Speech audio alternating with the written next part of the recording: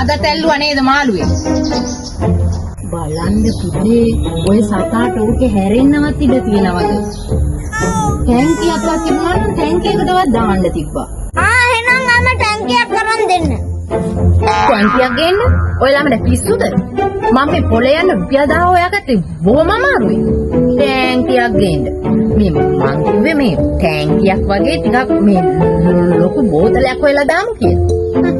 එහෙනම් මම ලොකු බෝතලයක් හොයා දෙන්න. මේ ගිහින් හොයාගන්න මට පරක්කු වෙනවා. මේ අනේ හුනේ ගාන්න නම් එන්න එපා. මමත් දන්නේ ඔයා නෙවෙයි ලොකු බෝතලයක දාන්නේ. ඔව් මං තමයි කිව්වේ. ඉතින් අම හරියන බෝතලයක් හොයලා දෙන්න මාළුවව දාන්න. සද්ද එපා.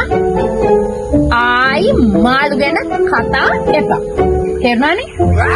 අපි බෝතලයක් හොයාගමු මල්ලි. අයියෝ මේක හොඳද? ඕකට දාලා තෙල්ට දාන්න තමයි වෙන්නේ. මේකට දාමුද? මෙයාලත් එක්ක සත්පුද්දින් ඉන්නේ. ඔව් පිටුද මල්ලි ඔයාට?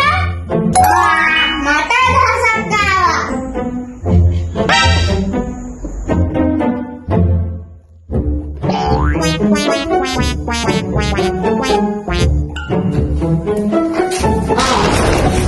මොකද වෙන්නේ නැතේ? කේක් ගෙඩි දෙක තිබ්බා.